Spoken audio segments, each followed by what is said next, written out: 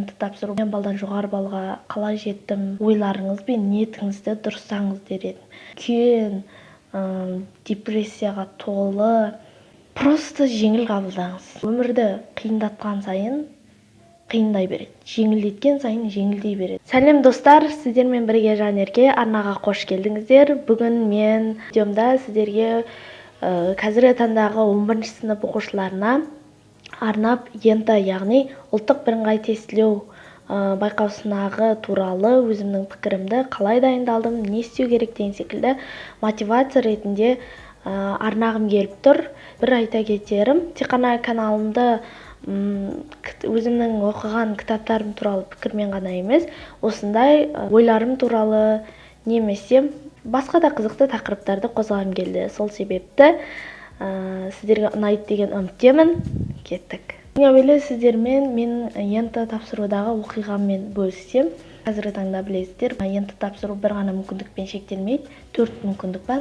Мен соның 1 январына 71, екіншісінде марттікінде 111, қалған 2 нағыз ентында 1 мүмкіндігінде 95, екіншісінде 109 алған болатынмын. Маған бұл жетістіктерге, яғни жаңа төмен балдан жоғары балға қалай жеттім, бұған не әсер етті, сіздерге айтатыным, ең әуелі дұрыс жүйелі түрде дайындалу. Дайындалғаннан бұрын жалпы ұлттық бірыңғай тестілеу туралы ойларыңыз бен ниетіңізді дұрыстаңыз дер едім. Кейбірінде емес, жалпы көбінде ентіні бір үлкен депрессияға толы, бір өміріңізді бір сәтте шешіп тастайтын нәрсе ретінде қарауларыңыз мүмкін. Құрметті 11 сынып оқушылары, мен сіздердің қазіргі таңдағы қандай күйді кешіп, қандай депрессияда жүргендеріңізді білем, сезіндім. Ол этаптан өткен жан ретінде сіздерге айтып отырмын. Просто жеңіл қабылдаңыз. Бәрін жеңіл қабылдаңызшы. Өмірді қиындатқан сайын қиындай береді, жеңілдеткен сайын жеңілдей береді. Сол себепті барынша күніне тек қана 1-2 сағаттан дайындалып, қалған күн уақытта өзіңіздің хоббиіңізға, белгілі бір жақсы көретін іс-әрекеттеріңізге арнаңыз. Көбінде жіберетін қателік 24 сағаттың бір 5-6 сағатын сол ентінің дайындалуға арнайды. Ондай көп дайындалып, бірақ нәтижесіз болған істен гөрі нәтижелі әрі азырақ уақытыңыз алатын нәрсе жақсы. Сол себепті қатты дайындалып, оны депрессия жасап, қиындатудың керегі жоқ. Күніне 1-2 сағаттан дайындалсаңыз жеткілікті. Және ең бастысы ұйқыны дұрыстау. Күні бойы дайындалып, түнімен де дайындалып, ұйқы дұрыс болмаса, онда сізге кез келген ақпарат оқығаннан кейін сіздің миыңызда қалмайды. Сол себепті, құрметті оқушылар, тек қана сол арнаулы 2-3 сағат немесе 1-2 сағат арнаңыз, қалған уақытында өзіңізге арнаңыз. Және айтатыным, бұл моментте ең басты нәрсе ол партнер, яғни дұрыс достардың болуы. Сізге қандай да бір адамда болады, депрессия, жаңағыдай қатты уайымдап кетеміз. Сондай уақытта сізді көтеріп, сізге өзінің қолдауын білдіретін достар, ортаның болғаны жақсы. Егер ондай орта болмаса, сізді артқа тартатын, тек қана сіздің құлап қалғаныңызды қалап тұратын жандар болатын болса, онда тез арада ондай жерден кеткен дұрыс.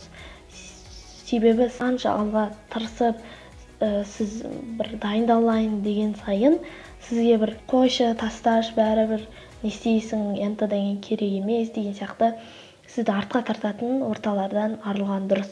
Өз басымда, мысалы, менің осы ортамның жақсы болғаны қазіргі уақытта мені қуантады. Сол кездегі 11 сынып оқып жатқан кездегі ортамның жақсы болғаны. Менде достарым өте керемет болды. Жаңа 71, 95 деген сияқты төмен балдарды алып қалған кезде маған өздерінің кеңестерін айтып, барынша қолдауын білдіріп, мені артқа емес алдыға сүйреуші жандар болды. Сол себепті орта, өзіңізбен жұмыс, жүйелі дайындық маңызды. Және тағы да айтарым, жеңіл, барлығын жеңіл нәрсе, өткінші, бір қыттай өміріңіздің мынадай көп бөлігі өміріңіздің осындай ғана жерінде тұрған сынақ ретінде қабылдаңыз. Сол кезде бәрі жақсы болады. Ең бастысы қолыңыздан келгенді жасаңыз. Қандай нәтиже болмасын, даже сіздің шынайы түрде еңбектеніп оқыған нәрсеңіз болатын болса, яғни сол оқыған нәрсеңізге сай сіз нәтиже аласыз. Егер бір қатты оқып дайындалғанның өзінде төмен балл алған болсаңыз, онда бұған мұңаймаңыз. Ең бастысы сіз оны еңбекпен алдыңыз. Ал еңбектенген нәрсе міндетті түрде бүгін болмасын, ертең болмасын, болашақта жемісін береді. Сол себепті қандай да бір балл болсын, 2 балл, ол сіздің еңбекпен алған балыңыз. Қандай нәтиже болмасын, қуана біліңіз, өзіңізді сол нәтижеге сай марапаттай біліңіз. Және құрметті өмір сынып оқушылары, бұл сіздің мектеп кезіндегі соңғы жылдарыңыз. Сол жылдарды өте әрбір сәтін, партада отырған әрбір кезеңдеріңізді, мұғалімдеріңізбен болған әрбір сәтті бағалаңыздар дегім келеді. Қазір сіздерде бір күшті шақ, барлығы тәтті. Ертең сіз универге түсіп, студенттік шақты сезгеннен кейін бұл сәттерді сағынатын боласыз. Құрметті оқырмандар, құрметті оқушылар, бүгінгі видео сіздерге ұнаған болса, міндетті түрде лайк басып, менің арнама тіркеліп, қолдау білдіріңіздер. Соңына дейін қарағандарыңызға рахмет. Сау болыңыздар. Келесі кездескенше.